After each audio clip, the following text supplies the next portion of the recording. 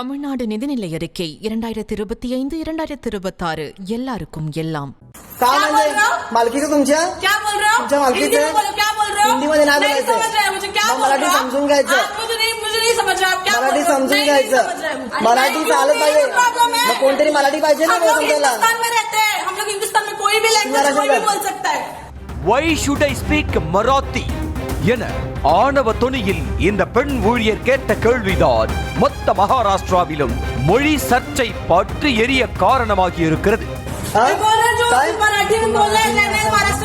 मराठी झालं पाहिजे, आलंच पाहिजे मराठी, आलंच पाहिजे मराठी. तुम्ही मला टच करू नका, टच करू नका मॅडम, तुम्ही टच करू नका मॅडम. தேசிய கல்விக் கொள்கை மூலம் மும்மொழி கொள்கையை அமல்படுத்தி இந்தியை திணிப்பதாக மத்திய அரசுக்கு எதிராக தமிழ்நாட்டில் பூகம்பம் வெடித்திருக்கிறது. இந்தியை திணிக்க முயற்சிப்பதாக மத்திய அரசுக்கு எதிராக போராட்டங்களும் நடந்து வருகின்றன. இந்த சமயத்தில் தமிழ்நாடு போல மகாராஷ்டிராவிலும் மொழி சர்ச்சை வெடித்திருக்கிறது. மும்பையில் அமைந்துள்ள ஏர்டெல் சேவை மையத்திற்கு வந்த வாடிக்கையாளர் ஒருவர் மராத்தியில் பேசி விவரம் கேட்ட நிலையில் பதிலுக்கு பெண் ஊழியர் ஹிந்தியில் வாக்குவாதம் செய்த வீடியோ சமூக வலைத்தளம் முழுக்க வைரலாகி வருகிறது.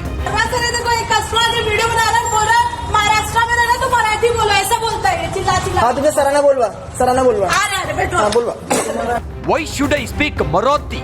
என அந்த பெண் ஊழியர் கேட்க, மகாராஷ்டிராவில் வேலை செய்பவர்களுக்கு மராத்தி தெரிந்திருக்க வேண்டும் என பதிலுக்கு கூற, அதற்கு அந்த பெண் ஊழியர் மராத்தியில் தான் பேச வேண்டும் என சட்டம் ஏதாவது இருக்கிறதா என ஆணவ தொனியில் கேள்வி எழுப்பியது மராத்தியை தாய்மொழியாக கொண்ட மொத்த பேருக்கும் கொந்தளிப்பை கொடுத்திருக்கிறது.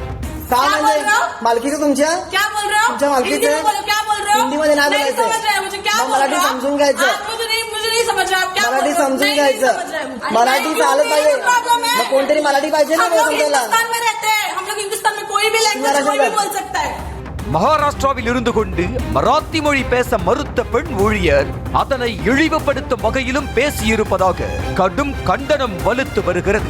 முக்கியமாக மகாராஷ்டிராவில் உள்ள பாஜக தலைவர்களே மராத்தி மொழியை இழிவுபடுத்தியதாக பொங்கி எழுந்துள்ளனர். மேலும் மாநில மொழி தெரிந்தவர்களைத்தான் பணியில் அமர்த்த வேண்டும் என குரல் கொடுத்து வரும் பாஜகவினர் மொழி தெரியவில்லை என்றால் கற்றுக்கொள்ள வேண்டும் என கருத்து தெரிவித்து வருகின்றனர். மராத்தி மொழியை வைத்து ஏற்கனவே சட்டமன்றத்தில் ஆளும் கட்சி எதிர்க்கட்சி இடையே சில கருத்து பரிமாற்றங்கள் நிகழ்ந்த நிலையில் தற்போது இந்த ஏர்டெல் சேவை மைய பெண் ஊழியரின் வீடியோ விஸ்வரூபமாக மொழி சர்ச்சைக்கு வித்திட்டுள்ளது. मराठी इम्पॉर्टंट आहे की नाही ते सांगा मला. तुम्ही सांगा मराठी इम्पॉर्टंट आहे की नाही. சில நாட்களுக்கு முன்பு பாஜகவின் தாய் அமைப்பான RSS அமைப்பின் மூத்த நிர்வாகி சுரேஷ் ஜோஷி என்பவர் மும்பையில் வசிக்க வேண்டும் என்றால் மராத்தி மொழி கற்றுக்கொள்ள வேண்டிய அவசியம் இல்லை என பேசியிருந்தது சர்ச்சையை ஏற்படுத்தியது. இதனை குறிப்பிட்டு சிவசேனா கட்சி சட்டமன்றத்தில் கேள்வி எழுப்பிய நிலையில் மும்பை மகாராஷ்டிராவின் மொழி மராத்தி தான் எனவும் மகாராஷ்டிராவில் வசிப்பவர்கள் மராத்தி மொழி கற்றிருக்க வேண்டும் என பாஜகவின் முதலமைச்சரான தேவேந்திர பட்னவிஸ் திட்டவட்டமாக தெரிவித்திருந்தார். அதே போன்று சிவசேனா எழுப்பிய மற்றொரு கேள்விக்கு இனிமேல் மகாராஷ்டிரா அரசு பணியாளர் தேர்வாணையம் நடத்தும் தேர்வுகள் மராத்தி மொழியில் நடத்தப்படும் என தேவேந்திர பட்னவிஸ் உறுதி அளித்திருந்தார். வேளாண் மற்றும் பொறியியல் பாடம் சம்பந்தமான தேர்வுகள் ஆங்கிலத்தில் நடத்தப்படுவது தேர்வர்களுக்கு பாதிப்பை ஏற்படுத்துவதாக சிவசேனா எழுப்பியிருந்த கேள்விக்கு தான் இனிமேல் மராத்தி மொழியில் தேர்வு நடத்த நடவடிக்கை எடுக்கப்படும் என தெரிவித்திருந்தார்.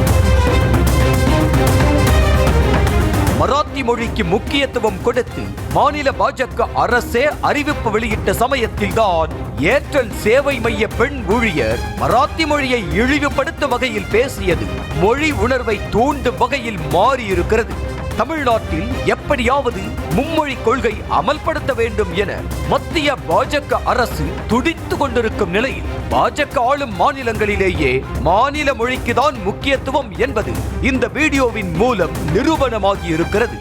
இந்தி மொழி மூலம் ராஜஸ்தானி, மார்வாரி, மேவாரி, மால்வி, சத்தீஸ்கரி, போஜ்பூரி என பல வடமாநில மொழிகளே அழிந்து போனதாக கூறப்படும் நிலை அதே மாதிரி ஒரு சூழல்தான் தற்போது மராத்தி மொழிக்கும் வந்திருக்கிறது.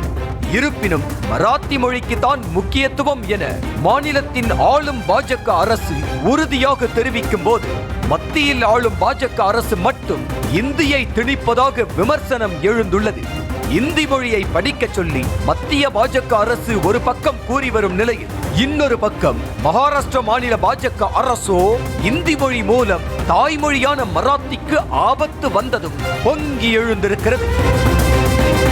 தமிழ்நாடு நிதிநிலை அறிக்கை 2025-2026 எல்லாருக்கும் எல்லாம்.